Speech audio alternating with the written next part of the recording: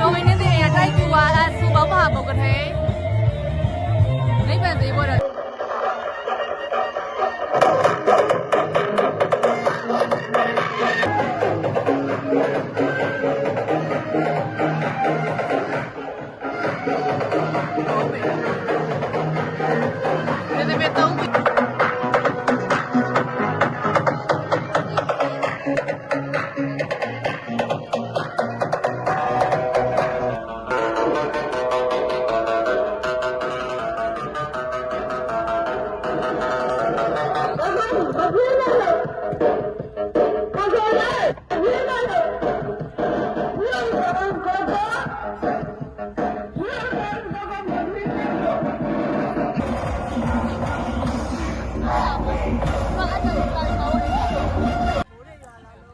Hello, people around the world and the people of Myanmar. This is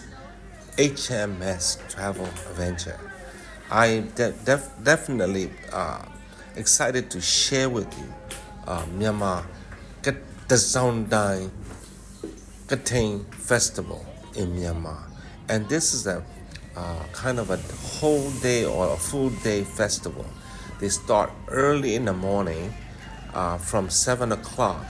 to 5 in the evening, and it goes all day long. They drive around the city and they end up at the one of the village temple that they desire to donate. And in this particular year, 2025 November, there are hundreds of people gathered together to support this little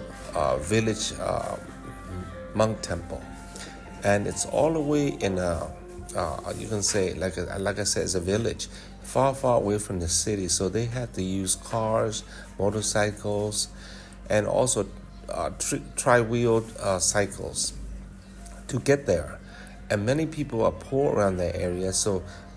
all the people, they gather, they put in, like $5, $10, about that kind of figure. And they all ended up with over 10 lakhs, which is a little bit more than $250. And the biggest part is the cooking and the donation that follows with that. And that is they offer, most of the people who participate, they offer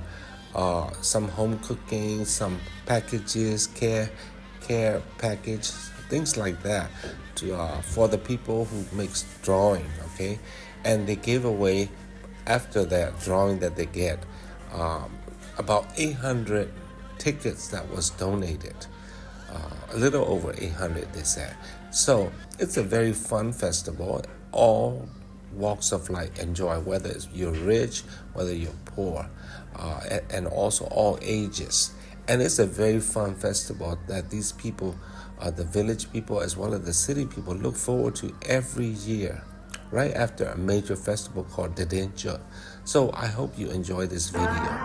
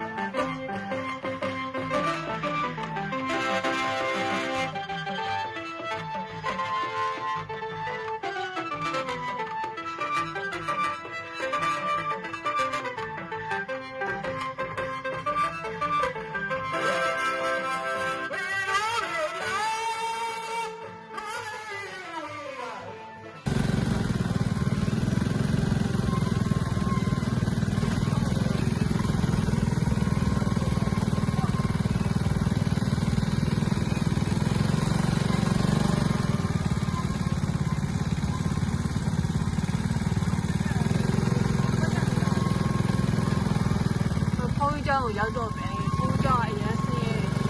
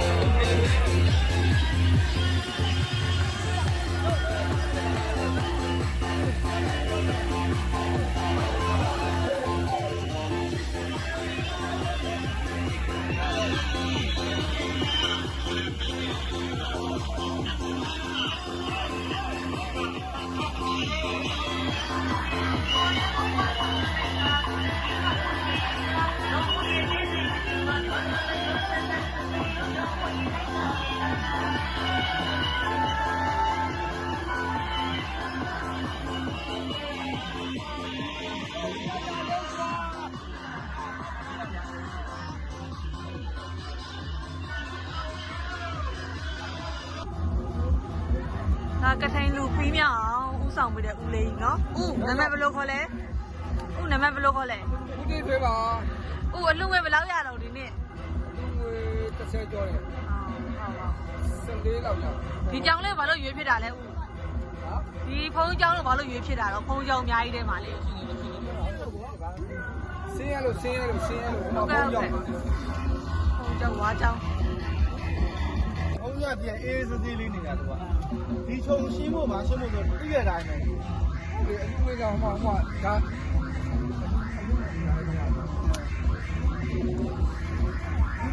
ဟိုမှာသူ့ကိုသွားမေးကိုဒါအမေရိကအမယူဒီကောလုံးလိုက်ပြီးတော့ဖက်တော့မှာ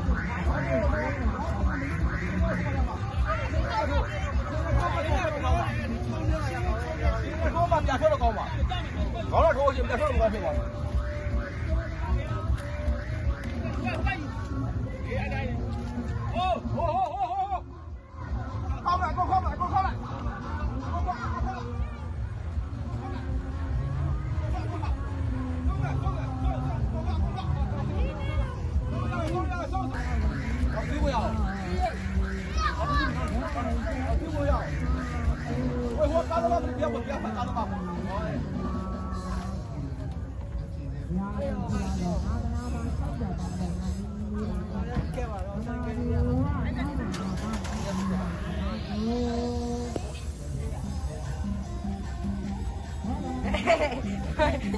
ခုနောက်ကလေးတွေခုနောက်ကလေးတွေ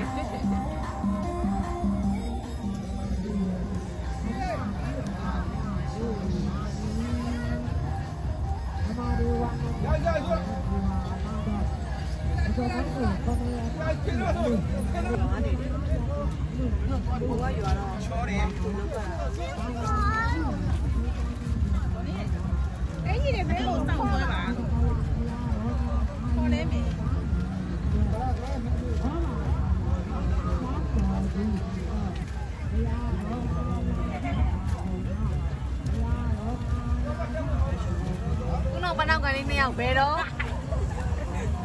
ဒီနောက်လာဒီမှာမိုင်းကြီးရတယ်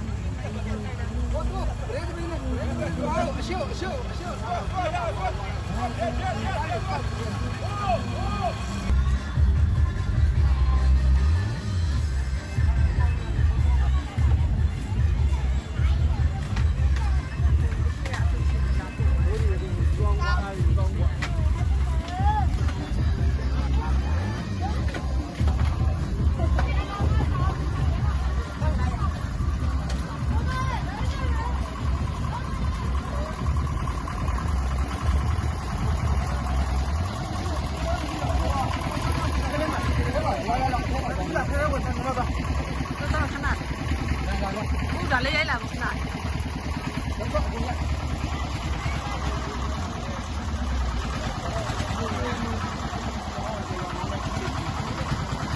မလေးဘာဟင်းနဲ့ကျွေးတာတော့ဘာဟင်းနဲ့ကျွေးတာငါးပေါင်းအလူရှင်တွေကျွေးတဲ့နေရာ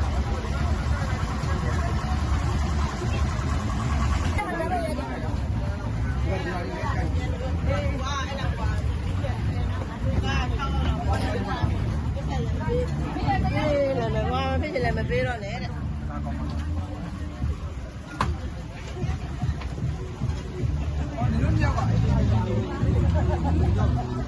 မိုင်းစိတ်ထဲမှာဘလို့ခံစားရတော့ပြောပါလေဒီပါလေးနောက်နေ့ကဒီထက်မကလှူနိုင်ပါစေနော်အမဟာမတင်ငွေအလှူရှင်အများဆုံးအမနော်ဒီမှာ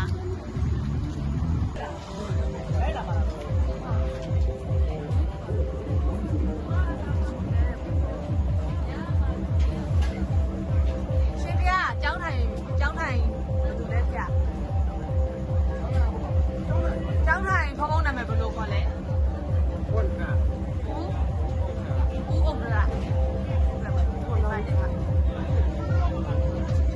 ဒီကျောင်းမှာဖုန်းဘယ်နှပါရှိလဲ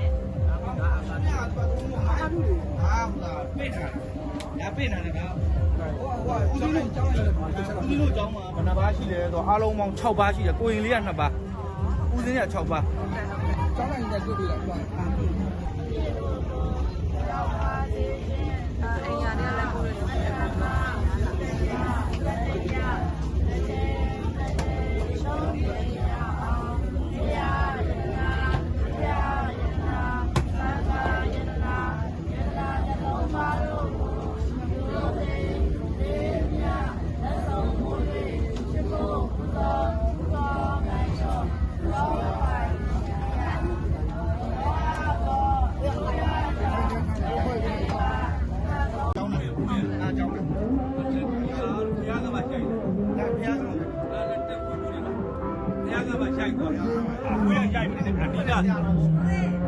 ပြောရှောက် နာမည်အမည်ဘယ်လိုခေါ်လဲ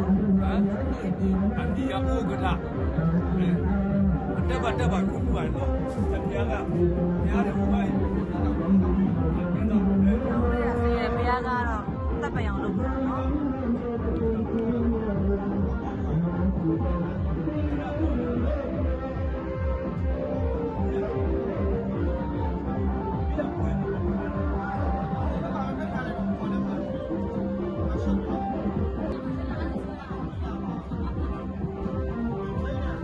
မသိချင်အဖေအားဆရာတော်ကိုလည်းဆရာတော်ပဲနှစ်ပါး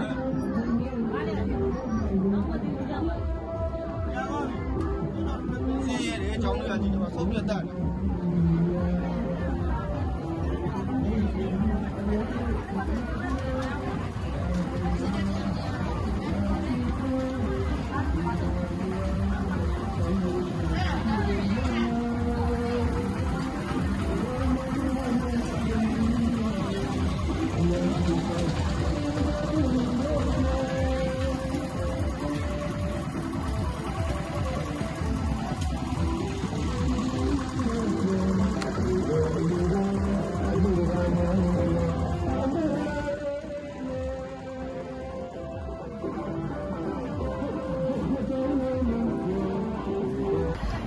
ဒါတွေက9ပေါင်အမှုမှကျွေးရ9ပေါင်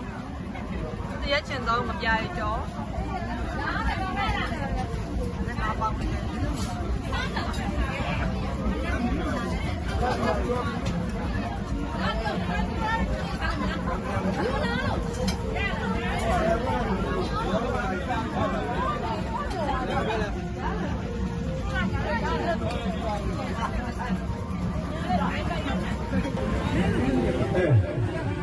ငါ YouTube မှာလေ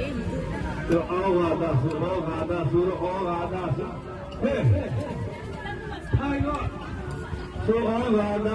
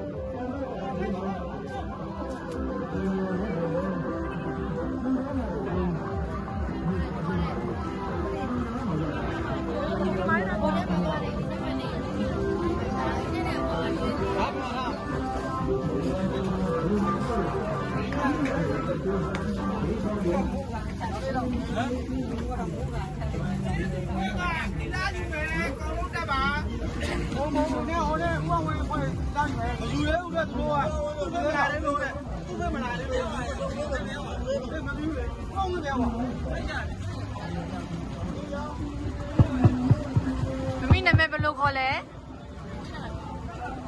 ဥပါလို့ခဏလေး哦ရပါတယ်မရဖို့လေရပြီးတော့ကျွန်တော်တို့ကအမိရတော့နောက်ထပ်လာသူရဲ့အလူရှင်တွေရဲ့ကထိန်လေးတွေတော့ပြန်တော့မှပြန်ကန်ဒီကိုဒီမှာအလူကထိန်တွေထပ်လာတယ်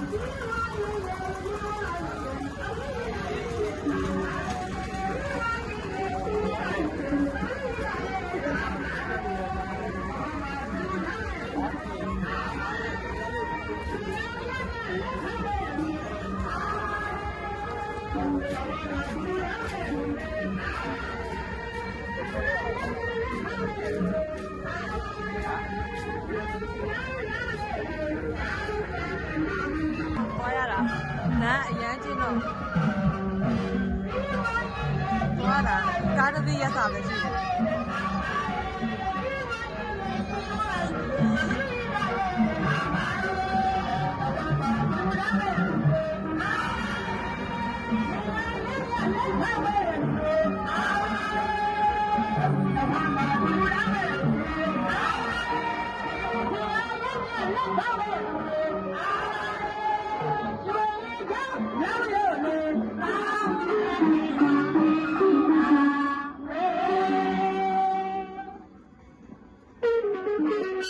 ကွာတော့တာတေချက်ဒီဗျာအေးဒုနေတာဒီဟာကွာနော်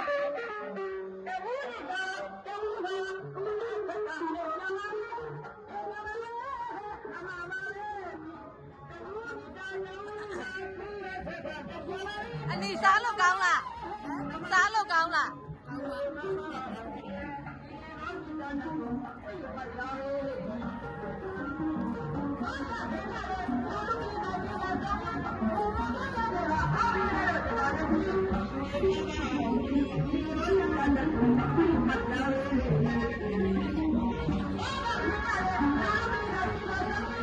好嘞。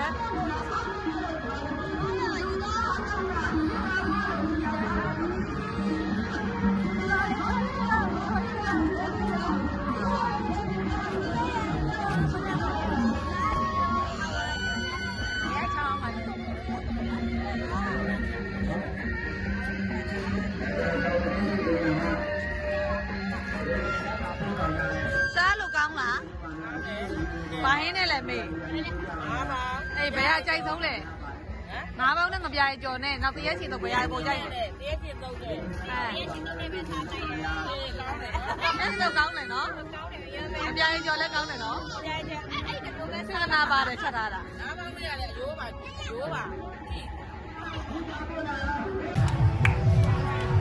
မဲဝေတော့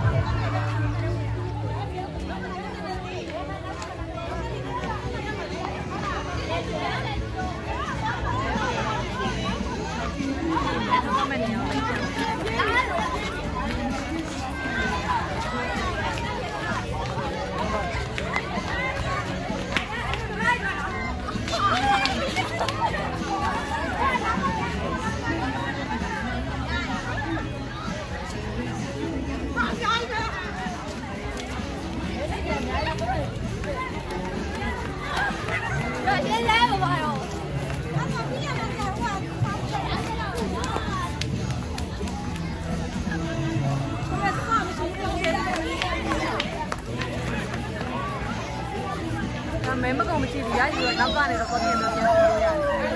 ။ဒီကိန်းနာလည်းမပြေးနေ။ဘာဖြစ်စီနေ။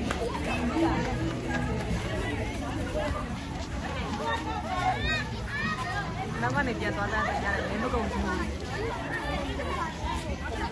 ။ရအောင်မဲစိတ်စိတ်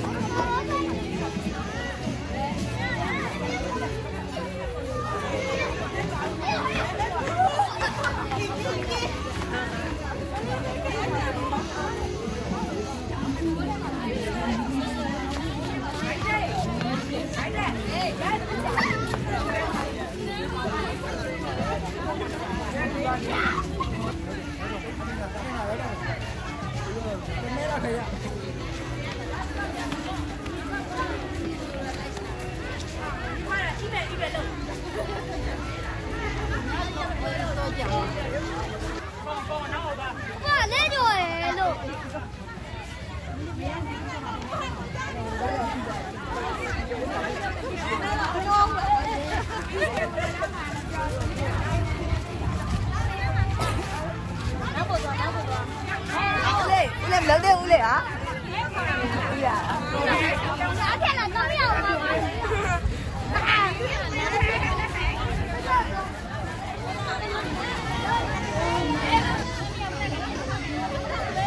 နောက်တော့ပြန်စင်းမယ်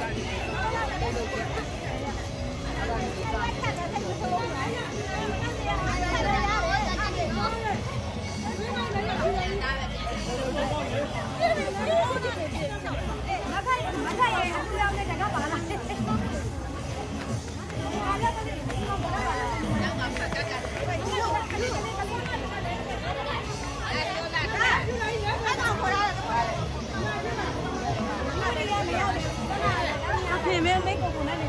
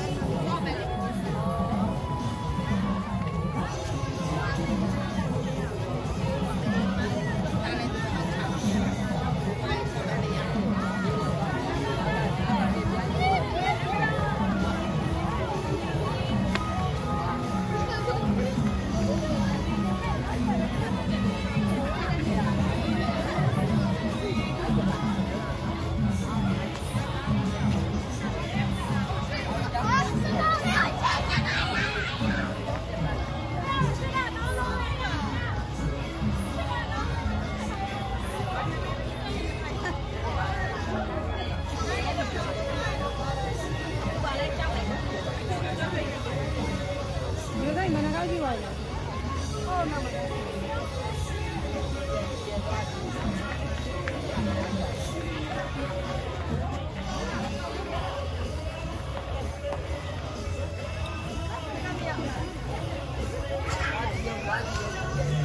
ม่เป็นนักเข้าที่ไวเลย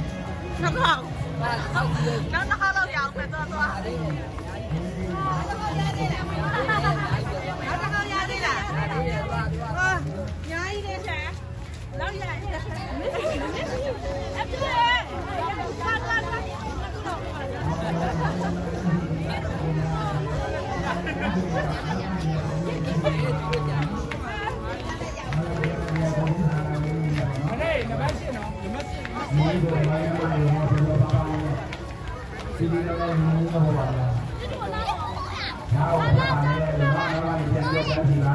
เบาเสีย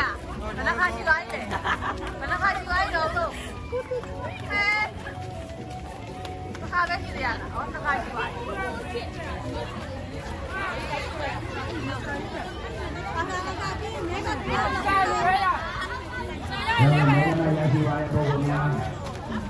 မြေပြည်ပြည်များကိုကျွန်တော်တို့ဒီကနေ့က၄နာရီခွဲအချိန်မှာ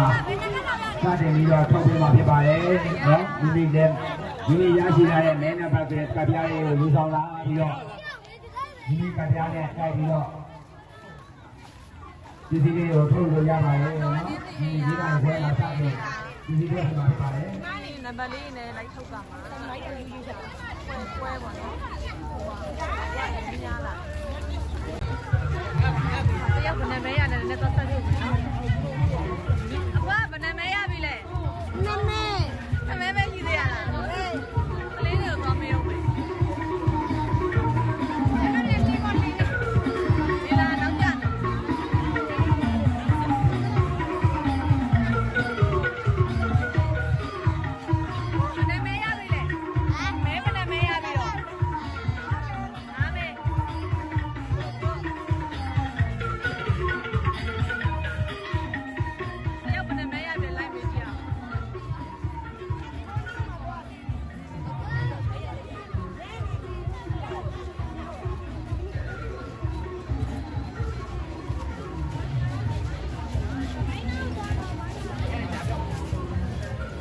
မဲဘယ်နှမဲရပြီလဲ5မဲ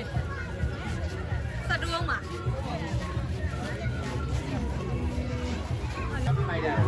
ဘယ်နှမဲရပြီလဲ8ရဒီမဲတော့ရသွားပြီလားမဲပုံစံမျိုးလေးဘယ်နှမဲရပြီ8ပဲရဒါဘယ်နှမဲရပြီလဲ5ကရသွားပြီကောင်းတယ်တော့မင်းနေရတိုက်ပြပါအဲစူပေါင်းပါပုတ်ကထဲနိဗ္ဗာန်သေးဖို့တော့လောက်တာနော်ရှင်မဲနံပါတ်တွေလို့မှာမုန်းနေစီထားတယ်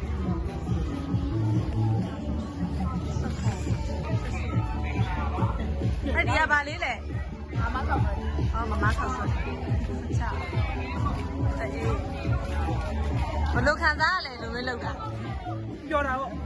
ညီကျင်တာပေါ့ ဝမ်းသာပြီးဒီထဲကပါ ညီကျင်တာပေါ့အခုလိုလာတော့ နံပါတ်1ကစက်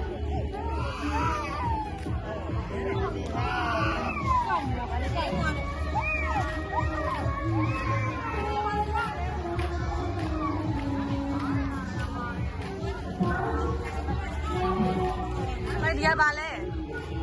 အဲ့ဒီနံပါတ်8ကမုန်းနေလေ မဟုတ်ပဲနံပါတ်8ကမဟုတ်ပဲအဲ့လိုရှိရင်စနောက်နံပါတ်ကလေးနဲ့ဒီမှာမဟုတ်လိုက်တော့မလေးဒီကဘာလဲရင်းကြီးလား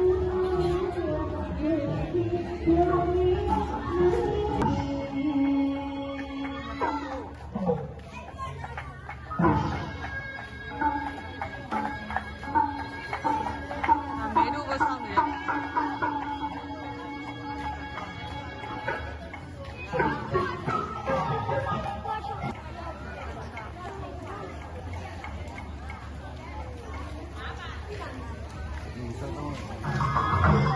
ဦးမဲနံပါတ်ဘယ်လောက်ထိရှိလဲ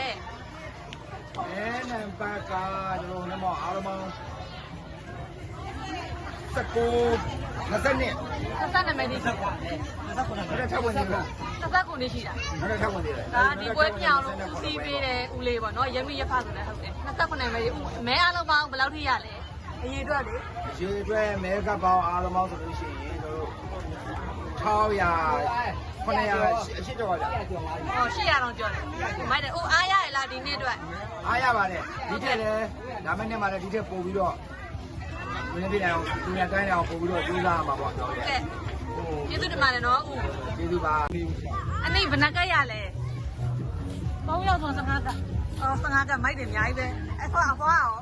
5ကမရော15ကလူလာတော့ရတာဘယ်လိုခံစားရလဲပြောတယ်ပေါ့ပြောတယ်နော် စီလေးပါတယ်နော် ကျေးဇူးတင်ပါတယ်အော်ကျေးဇူးပါနော်ဒီ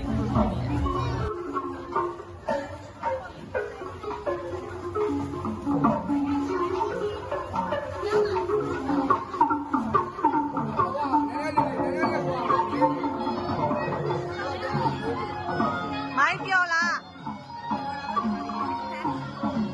နောက်နေ့လည်းဒီနေ့မကလှူနိုင်ပါစေနော် မနေ့ကလည်းကတိရတယ်အိတ်တိုင်းတော့ကြတယ် ဒါကတော့ဒီလိုပွဲပြီးမြောက်နော်မြင်းမြန်းဆိုင်ပြောင်းလုပ်ပေးတယ်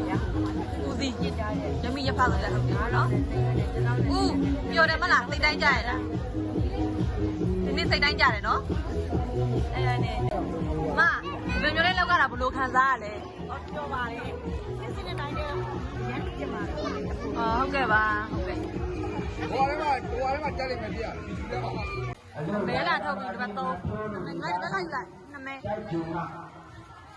ဒီသားလူများနေ မဲနေလဲနေပြီ တိုက်အပ် မဲဒီဘက် ခொနည်းသားလေးနေ ဟုတ်ကြောက်လိုက်ကောက်ပေးအောင် ကောင်းလို့ပြုလုပ်တဲ့ဂရိနာဇီဝနာတန်ခါကဈေးမှာပါဗျာဆိုပြီးတော့အနာရောရှင်လန်းတို့ဒီသင်္ကန်းနေရာကိုလည်းကျွန်တော်တို့မနေ့ကရှင်နိုင်ဘုရားမှာတွားရောက်ပြီးတော့ ဘယ်သုံးဆိုစမ်းဟုတ်အေးတာယူอ่ะတစ်ထောက် ဒီ ယူ နေ့ပြောချာအများကိုဒါလို့ပေါ်နေပါပြီ။အခုလည်းသူ့ပေါင်းတော့ဒူရနာမိုတီဒီနေ့တပင်းပွဲကြီးကိုပြင်ပြီးတာဒီရနာကဒီမှာကာနာကိုယူမှန်းလို့ရင်းရအင်္ဂါကိုဒီစက်ကလူလာရပြီဆိုပြီးတော့ဒီလိုကြရပါလေ။အပရာစေနာနဲ့ဒူပြီးတဲ့အချိန်ကမှလည်းပဲကျွန်တော်တို့ဒီနေ့နာနဲ့ရှိနိုင်လို့ချိန်မှာဆရာတော်ဘုရားဘာလို့စက္ကန့်ပြီးတော့ဒီကနေ့ကိုပြုလို့လဲ။ငါတို့တတိယဇီဝနာကဒီမှာဆရာတော်ဘုရားရဲ့ဒီမှာလို့ဆန္ဒတော်များကိုတတိယဇီဝနာတန်ခါကဒီမှာသင်္ကန်းလည်းကိုပြုလို့ရဘူး။ မဲတွေလိုက်ထုတ်နေပြီ တော့ပြပါပါနော်မိမိမဲအလားပြန်ပေါ်ပဲထုတ်ပေးတယ်ဒီဇာတ်ညမှာကိုယ်ကဖြစ်ပေါ်မှာဖြစ်ပါလေနော်အဲ့တော့မိမိမဲအလားပြန်ငါဘာမှမကနေဒီလိုထုတ်ပေးပါလို့နော်